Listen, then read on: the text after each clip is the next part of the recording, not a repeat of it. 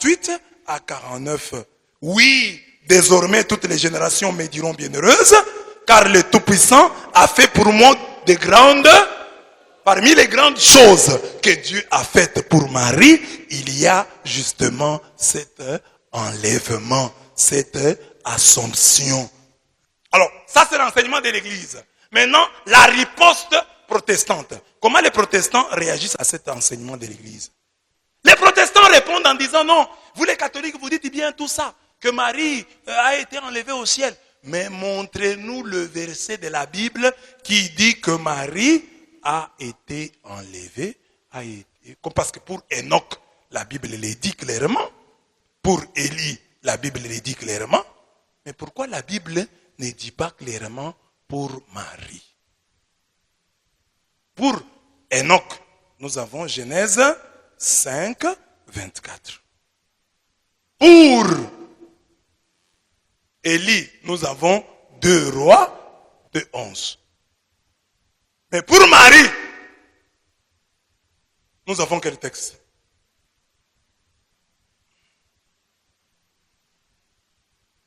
Il n'y a pas de texte qui disent clairement que Marie a été enlevée. Il n'y a pas de texte qui dit noir sur blanc, Marie a été enlevée.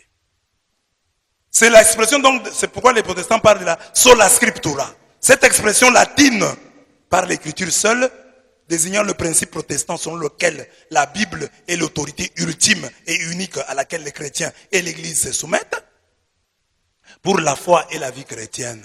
Ce principe protestant ne tient pas la route. Ce principe protestant ne tient pas la route, car la Bible elle-même n'a pas la prétention de tout rapporter. Ça, je vous ai déjà prêché sur ça. Dieu est plus grand que la Bible. Parce que la Bible elle-même reconnaît qu'elle n'a pas tout. Qu'elle n'a pas tout raconté. Par exemple, dans la Bible, il n'y a pas, on ne nous rapporte pas la mort de Pierre, la mort de Jean, la mort de Thomas. Alors nous ne pouvons pas, sur base de la Bible, dire que Pierre n'est pas mort. Parce que si un chrétien dit, demandez à votre frère qui est à côté de vous, demandez-lui, est-ce que Pierre est mort?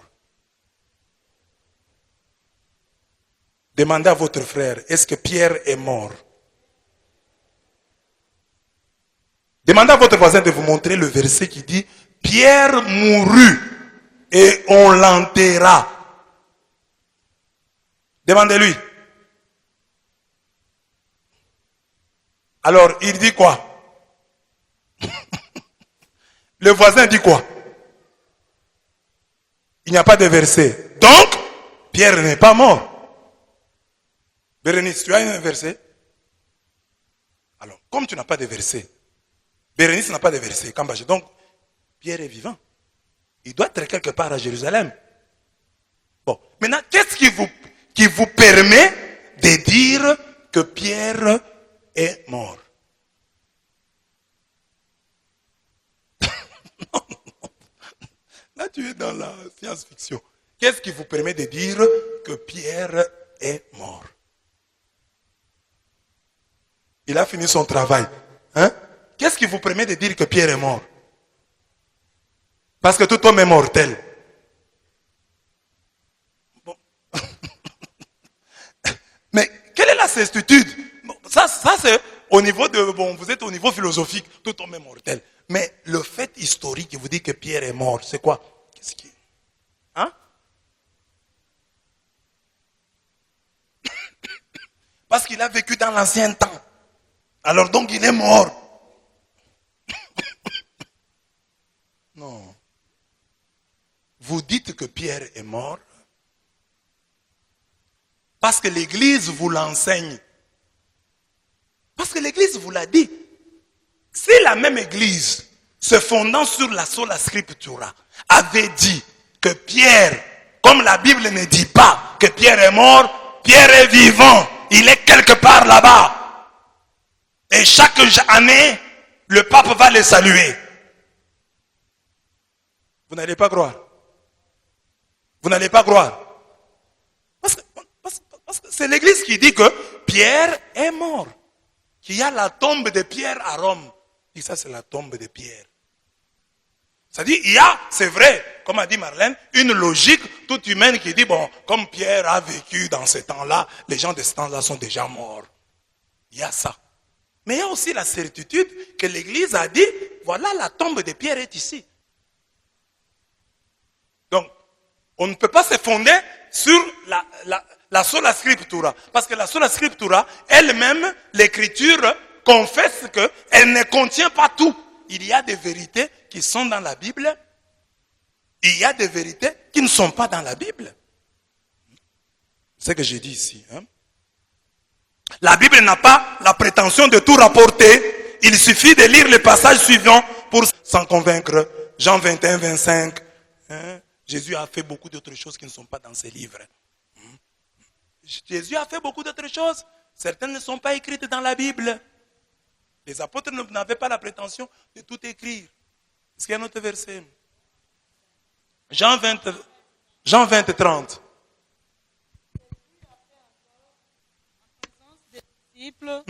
Beaucoup d'autres miracles qui ne sont pas écrits dans ce livre. Jésus a fait beaucoup d'autres miracles qui ne sont pas écrits dans ces livres. Parmi les miracles là, le miracle de l'Assomption de la Vierge Marie. Jésus pouvait enlever Marie sans que cela ne soit écrit. Parce qu'il ne faut pas nous demander, c'est écrit où? Parce que la Bible elle-même dit que Jésus a fait beaucoup d'autres miracles qui ne sont pas dans les livres. Donc quelqu'un peut te raconter un miracle qui n'est pas dans la Bible. Mais Jésus l'a fait. Toi, tu ne vas pas dire non, c'est faux. Comme ce n'est pas écrit, c'est faux. Mais la Bible elle-même dit que Jésus a fait encore beaucoup d'autres miracles qui ne sont pas dans ces livres. Jésus vient de donner les paraboles. Et l'écrivain sacré dit, c'est par beaucoup de paraboles de ce genre. Donc il y a d'autres paraboles là qui ne sont pas dans la Bible. Hein? Rita, tu as compris? Donc il y a d'autres paraboles là qui ne sont pas dans la Bible. Toi, tu connais seulement les paraboles, la parabole des graines de Sénévé, la parabole de l'enfant prodigue. La Bible dit que Jésus a donné encore d'autres paraboles. 2 Jean, on dit quoi là? Des choses à vous écrire, je n'ai pas voulu le faire avec le papier et l'encre, mais j'espère aller chez vous et vous parler de bouche à bouche afin que notre joie soit parfaite. Ça c'est qui? 2 Jean 1,12. Toi, tu restes encore au niveau de la sola scriptura, seulement la Bible. Mais la Bible elle-même dit que les apôtres, Jésus lui-même, les apôtres disent que Jésus a prêché encore beaucoup d'autres paraboles qui ne sont pas écrites ici. Jean avait encore beaucoup d'autres choses à vous. Jésus dit, j'ai des choses à vous dire, mais Et toi, tu restes encore à dire, sola scriptura. Avec seulement cette série de versets. Je crois que j'ai battu en brèche la sola scriptura. Personne ne peut plus revenir ici que, non, montrez-nous les versets de la Bible. La Bible elle-même dit que je n'ai pas tout. Mais la Bible elle-même dit que je n'ai pas tout. Toi, tu reviens, tu nous dis, il n'y a que la Bible. Mais tu n'es pas intelligent. La Bible elle-même dit que, moi, Bible, je n'ai pas tout et les papiers et l'encre. Est-ce que j'ai terminé tous les textes? Je n'ai pas terminé, il y en a beaucoup. Marc 4, 33, on a déjà lu. Jean 16, 12, on a déjà dit. Etc. Et puis, c'est pas fini. Je vais encore donner d'autres. La sola scriptura est une aberration. Car une tradition orale est attestée dans la Bible elle-même. La Bible elle-même atteste l'existence d'une tradition orale. La Bible dit qu'il n'y a pas que l'écrit, il y a aussi l'oral. Lisons 1 Corinthiens 11, 2, Marc 16, 15, 2 Thessaloniciens 2, 13, Luc 1, 2, 2 Timothée 2, 2, 2 Thessaloniciens 2, 15, Jean 17, 20. 1 Corinthiens 11, 2, 1. Je vous loue de ce que vous vous souvenez de moi à tous égards et de ce que vous retenez mes instructions telles que je vous les ai données. La tradition que je vous ai transmise. Marc 16, 15. Allez par tout le monde et prêchez la bonne nouvelle à toute la création. Prêchez la bonne nouvelle à toute la création. Donc, vous parlez. Ceux qui vont écouter, ils vont écouter la parole. On n'a pas dit allez dans tout le monde, écrivez. On dit prêchez. Donc les gens qui écoutent la parole écoutent la prédication. Ils écoutent l'enseignement. On n'a pas dit écrivez, prêchez. C'est la parole. Oui.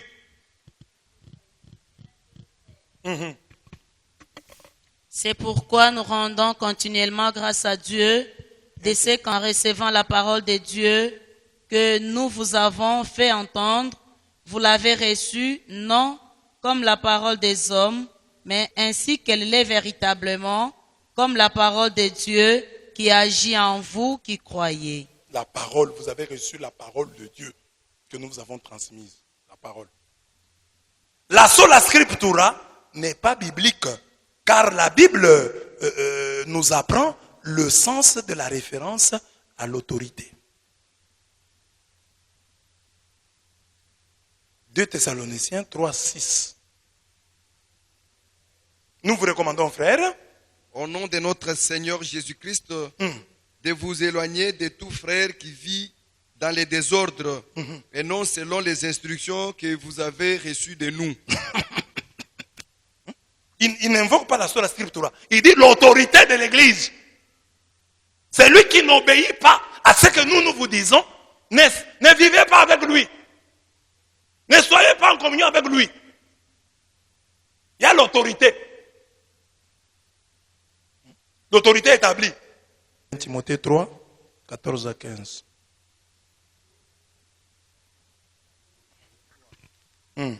Mais afin que tu saches, si je tarde, comment il faut se conduire dans la maison de Dieu. Dans la maison de Dieu.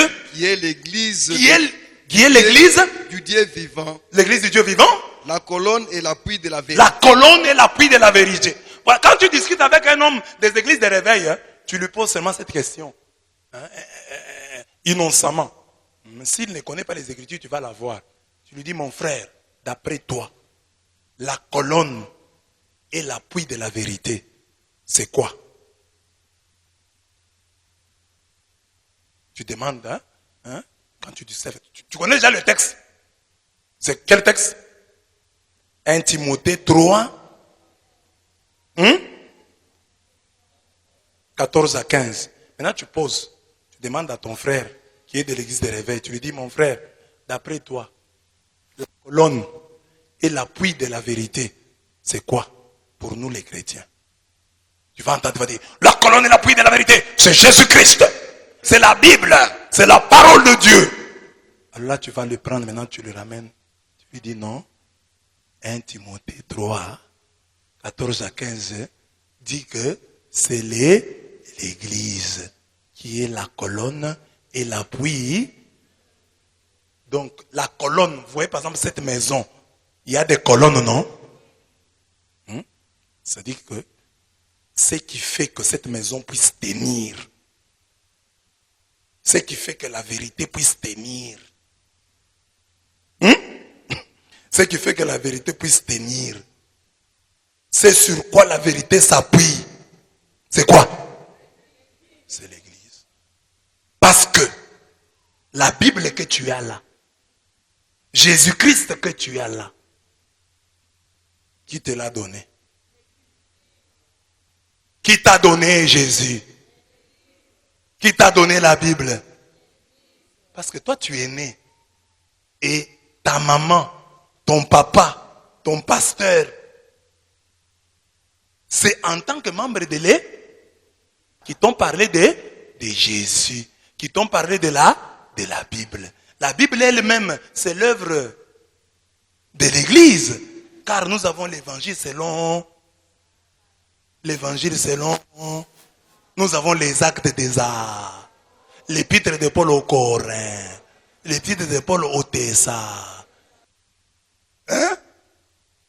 L'épître aux C'est-à-dire qu'il y a des gens à qui on a écrit avant toi et des gens qui ont écrit avant toi. C'est l'église. Attends, il va dire non, c'est Jésus-Christ.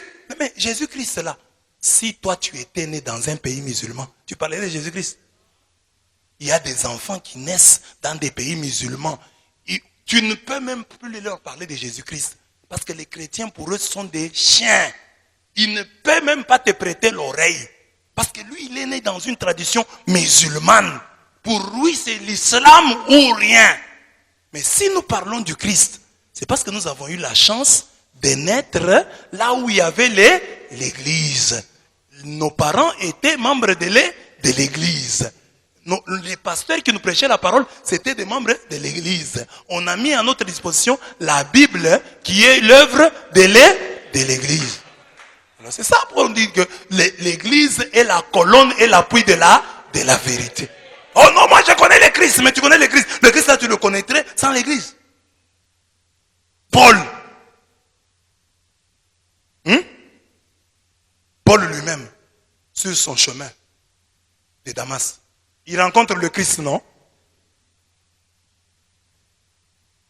Il rencontre le Christ. Quelle est la voix? Paul, Saül, Saül, pourquoi me persécutes? Il pose la question. Qui es-tu? Qu'est-ce qu'on lui dit? Je suis Jésus que tu persécutes. Jésus qu'il persécutait là, c'est qui? C'est l'église. Il a rencontré l'église, il pouvait rester en contact. Il dit non, il faut que maintenant tu rencontres quelqu'un et il va prier pour toi. Et Anani prie pour lui, les écailles tombent de ses yeux et il découvre. Amen. L'église est la colonne et l'appui de la vérité. Dans la tradition de l'église, il y a des textes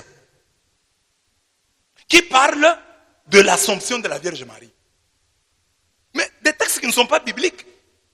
Des textes qui sont des textes de la tradition. Alors les gens vont dire, mais ces textes ne sont pas bibliques. Mais nous avons la Bible elle-même.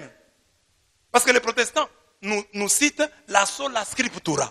Mais nous leur disons, mais si vous dites, il n'y a que la sola scriptura. Sola scriptura, c'est l'écriture seulement. Par l'écriture seulement. Donnez les versets de la Bible. Dites-nous là où c'est écrit dans la Bible. C'est ça les protestants. Dites-nous là où c'est écrit dans la Bible. Par l'écriture seulement. Par l'écriture seulement. Alors nous leur disons, mais la Bible elle-même recourt à des écrits non bibliques, à des écrits disparus. Nombre 21, 14 à 15, Josué 10, 13, 1 Samuel 1, 18, 1 Roi 11, 41, 1 Chronique 29, 29, 2 Chroniques 26, 22, 2 Chroniques 9, 29, 2 Chroniques 12, 15. La Bible elle-même confesse que moi, Bible, je ne contiens pas tout. La Bible dit que, à part là, ce qui est écrit, il y a aussi la tradition La Bible elle-même dit que, moi la Bible, je me réfère même à des livres qui sont extra-bibliques. Je me réfère même à des livres qui ont disparu. Alors si ces livres qui ont disparu réapparaissent maintenant, qu'est-ce que vous allez en faire? Parce que vous vous dites, sur la scriptura, ce sont les 66 livres que nous avons dans la Bible. Que nous avons là, ça, c'est ça la sola scriptura. Le reste là, c'est rien. Les protestants disent ça. Mais aussi maintenant, l'épître, on découvre par hasard à Jérusalem l'épître de Paul aux Laodicéens. Or, Paul cite ça dans Colossiens 4,16. Nous faisons quoi? Nous retenons donc ici que nous avons battu en brèche le principe de sola scriptura. À partir de ce que nous avons dit ici, qu'est-ce que nous retenons au sujet de l'Assomption de la Vierge Marie? Nous disons que l'Assomption de la Vierge Marie, de la même manière que la mort de Pierre, nous est racontée par l'Église. L'Église qui est la colonne et l'appui de la... Parce que dans l'Église, il y a eu la tradition orale. Parmi les éléments de cette tradition orale, il y a par exemple la tradition sur la mort de Pierre, sur la mort de Jean, sur la mort de Thomas. Tout ça, on n'a pas de versets. Mais la tradition de l'Église a admis que Pierre, Jean, Thomas sont morts. Et nous avons cru à cette tradition. La même tradition de l'église là, qui nous a dit que Pierre, Jean, et Pierre est mort, hein, parce qu'on dit Pierre est mort à Rome, on l'a enterré à Rome, Jean est mort à Éphèse, etc. Toute cette tradition là, nous l'avons cru. Nous avons cru à cette tradition-là quand il nous parle de la mort de Pierre, quand il nous parle de la mort de Jean. De la même manière, nous devons la croire lorsqu'elle nous dit que Marie a été enlevée. Que dès le matin de l'église, des chrétiens ont cru en cela. Même si ce n'est pas écrit. Mais il y a la tradition de l'église. Parce que l'église, quel intérêt est là à inventer l'Assomption de la Vierge Marie? Elle n'a aucun intérêt. Elle va inventer ça parce que ça va lui rapporter. D'ailleurs, ça lui crée des problèmes. Regardez, depuis que j'ai commencé à expliquer. Depuis que j'ai commencé à expliquer. Ça lui apporte d'avoir des problèmes. L'église aurait besoin de dire que Marie est morte, c'est fini. Mais tu vois que ça porte des problèmes. Il faut que j'explique sur la scriptura. Donc l'église n'a pas intérêt. Elle va dire ça pourquoi? Pour gagner quoi? Amen. Bon, de la même manière que l'église n'avait pas intérêt à inventer la mort de Pierre, la mort de Thomas, de la même manière, elle n'a pas intérêt à inventer l'Assomption de Marie. Mais comme la mort de Pierre, c'est facile à comprendre, comme c'est naturel, les gens facilement acceptent. L'Assomption de Marie pose problème car c'est déjà quelque chose de surnaturel. Mais, il y a un problème sur la mort de Jean. Par exemple, la tradition dit que Jean, avant de mourir, on l'a mis dans l'eau bouillante. Et il est sorti de là vivant. C'est vrai ou c'est faux? Non. Mais je vous donne une information. Branham aussi croit que c'est vrai. Dans une des brochures, Branham reprend cette tradition-là de l'église en disant que Jean a été pris et a été mis dans une marmite bouillante, d'eau bouillante. Et il en est sorti vivant. Branham croit en ça.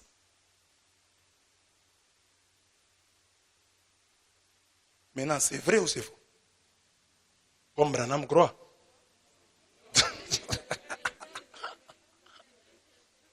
Mais les brahmanistes, c'est ce que vous leur dites ça. Demandez aux brahmanistes. Je vais vous chercher la référence. Je dois la voir. Donc j'ai la référence d'une brochure de Branham où il reprend cette tradition de l'église. Que Jean a été mis dans une marmite d'eau bouillante et qu'il en est sorti vivant. Mais c'est une tradition de l'église. Elle n'est pas dans la Bible. Mais Branham croit. Vous êtes des catholiques. Et comme catholiques, nous avons deux sources de révélation.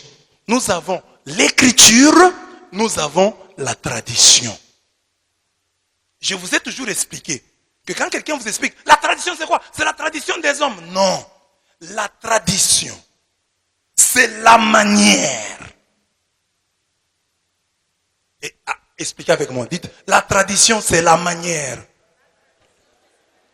dont les premiers chrétiens ont lu, compris, expliqué, cru aux saintes écritures. Tu es romaine? Tu es thessalonicienne? Donc, il n'y a aucune écriture qui était directement adressée. Mais les Romains là, quand on leur a envoyé l'épître, quand on leur a envoyé la lettre, ils ont lu comment? Ils ont expliqué comment? La manière dont ils ont compris, lu, interprété là, c'est ça qu'on appelle la tradition.